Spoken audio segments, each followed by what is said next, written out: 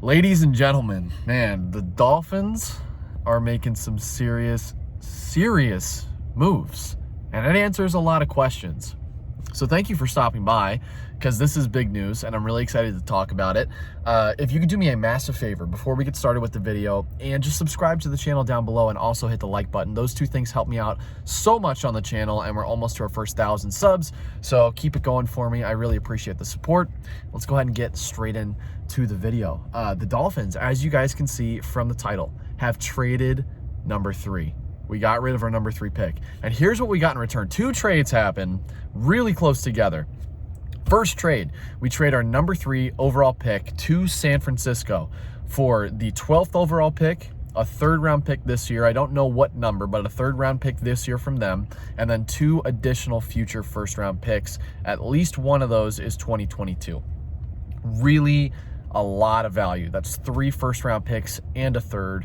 That's a ton of value. But then after that, we make a trade with the Philadelphia Eagles, trading from number 12 to number 6 overall, and also the 2022 1st round pick, one of them that we got from San Francisco.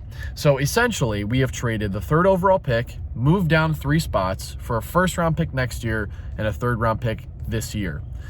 Great trade. Phenomenal move. Absolutely smart. Chris Grier, to his credit, and I know that I've made a couple of videos, or at least one video, saying I'm not exactly sure about how much I like Chris Grier as a GM in the draft.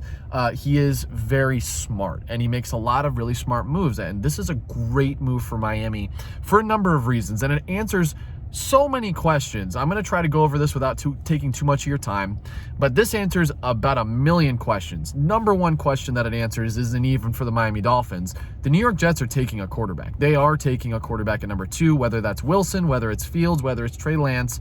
They're taking a quarterback, because if San Francisco is willing to trade up to 3, in obvious hopes of drafting a quarterback, they certainly would have already called up the New York Jets and tried to trade up to 2. And if they weren't able to get that done, I am under the assumption that New York is saying, we're taking a quarterback, we're not moving out of number 2.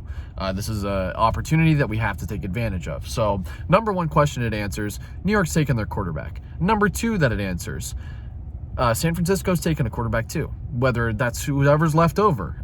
So they move up, and that opens up the doors for 4 of the top 4 quarterbacks. All of them could go in the top 4 picks. If Atlanta takes Trey Lance or Justin Fields, whoever's there, that can be 4 quarterbacks in a row right at the top of the draft, which is really interesting. Now, here's the stuff that it answers for Miami. Couple of things. Number 1, Miami is out on Penei Sewell. I don't think that they are anticipating Sewell will be there at 6. I think they are anticipating Sewell will most likely go to Cincinnati, and that's the team that you would want to try and beat out in order to get Sewell if you wanted to get Sewell. So moving out of the overall 3rd overall pick, I think means that Miami is content with what they have at offensive line, which I understand. I don't blame them for that. Our biggest hole on the offensive line is really clearly center.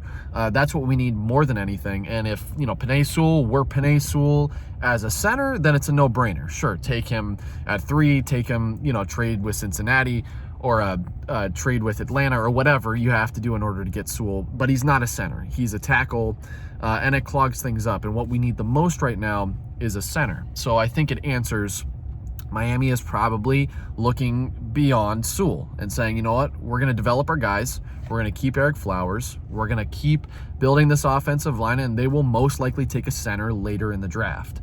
So Miami's out on Sewell. So who does that leave? If we're sitting at 6, what could Miami do at number 6? A lot of different things. Number 1, if the guy that they were hoping would be there at 6 isn't there, we could trade down again and gain even more draft capital, which is certainly an option depending on who they're looking at. Number 2, Kyle Pitts could very likely be on the board at number 6. I know a lot of mock drafts have had him going super high. Even 6 is really high.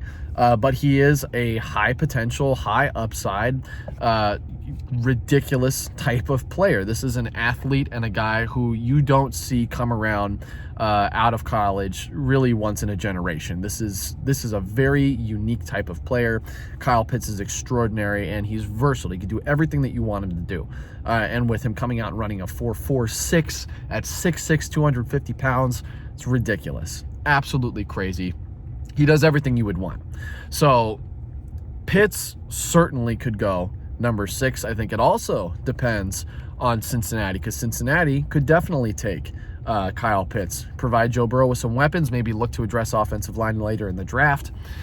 I think a couple of things are kind of depending on what Cincinnati decides to do, maybe Atlanta as well, but I think that realistically they should probably take a quarterback to replace Matt Ryan in the future. So that's my choice. That is who I would want at number 6. If we're sitting at 6 and Kyle Pitts is sitting on the board, take him.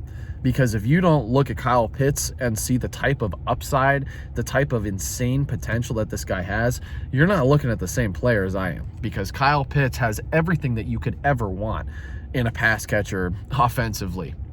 He's really, really good.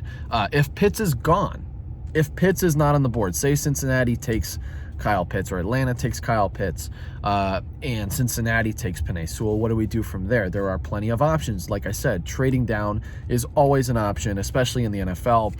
They are always looking to the future, always looking for more draft capital. So trading down is certainly a scenario that could happen. But then if you don't like that, we still have receivers on the board who you could justify with the number 6 overall pick. You could justify Jamar Chase with the number 6 overall pick. You could justify in some ways Devontae Smith with the number 6 overall pick. Even though that's not my option, I think that he is not a top 10 pick. I would take him beyond that. But I certainly think that you could make a case for why you would want him at number 6.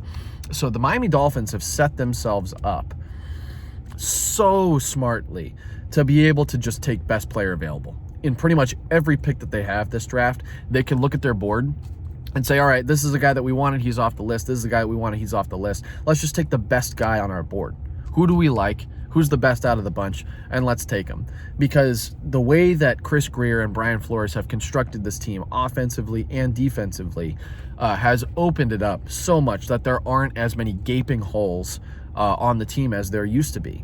Wide receiver was addressed in free agency. Middle linebacker was addressed in a trade. Our secondary is good. Offensive line can develop. Running back certainly is a need, but that can be taken, day 2. So it's crazy. It's crazy how smart and how good this move was, these 2 moves were for the future of Miami. And I want to get your thoughts down below. But guys, I am so pumped up for that trade. It's really, really good. And it's making me itch, man. I can't wait for the draft. We are a month away, and I'm coming out with a mock draft very soon. So keep your guys' eyes open for that. Hopefully this weekend, I get the weekend off, so I will have time. I will be able to film, and I'll be able to put it out. So keep your eyes open. This weekend should be a mock draft, and I'm really excited for it because this got me like the the jitters going. I can't wait to see who we take and who's going to be on the Dolphins. So leave me your thoughts, your comments, all that good stuff down below. Super pumped. Let me know how you feel, and I will catch you guys very soon with some new content. Thank you so much for stopping by, guys. Have a great day, and as always, fins up.